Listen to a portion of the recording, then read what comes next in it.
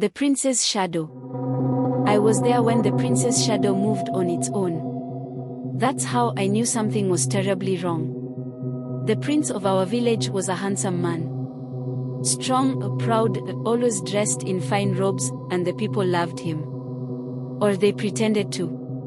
No one dared say otherwise. My name is Kwame, and I worked as a servant in the palace. I swept floors, fetched water, and kept my head down. But I saw more than I should have. The whispers started after his first hunt. He returned with the skin of a lion draped over his shoulders. The elders praised him, saying the ancestors must have blessed him. But then, the rain stopped. Crops withered, and animals began to vanish from the forest. The people said it was a test from the gods, but I heard the old women in the market murmuring. The prince's hunt angered something, they said. He took what was not his to take. One night, I was scrubbing the floor near the prince's chamber. I wasn't supposed to be there so late, but I wanted to finish my work quickly.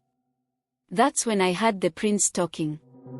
Not to a person, his voice was low, almost a growl, and I had no reply. Slowly, I crept closer to the door. Inside, the lamps cast long shadows across the walls. The prince sat on his stool, facing a mirror.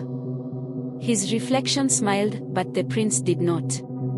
My heart raced, but I couldn't look away. "Have you done what I asked?" the shadow said, its voice a deep rumble. The prince nodded.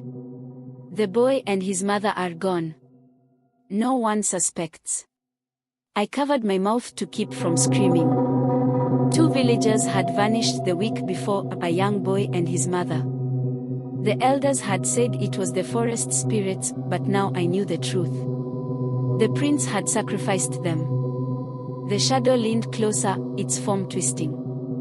"More will be needed," it said. "You promised me power. Without more blood, you will lose everything." The prince slammed his fist on the table. "I've given you enough," he hissed. "I am the ruler here." The shadow laughed, a sound that echoed off the walls. "You rule nothing. Without me, you are nothing." I stumbled backward, knocking over a pot. The sound echoed in the hallway, and the door swung open. The prince's eyes locked onto mine, wide and furious. "Kwame," he said, his voice cold. "What have you seen?" I ran. I didn't think, I just ran. Behind me, I heard his footsteps, but worse, I heard the shadow. It slithered after me, its laughter filling the halls like smoke. I escaped the palace that night and fled to the elders. At first, they didn't believe me. But when I described the prince's shadow and the words it had spoken, their faces grew pale. They told me the story of the Njoo, an ancient spirit that lived in mirrors. It granted power, but always at a price. The elders confronted the prince, but by then, it was too late. The rains didn't return, and the people began to leave the village. The prince's shadow consumed him, and no one ever saw him again. Now, the palace stands empty. They say on quiet nights, if you listen closely, you can hear laughter echoing from the mirrors. I never went back. I never will.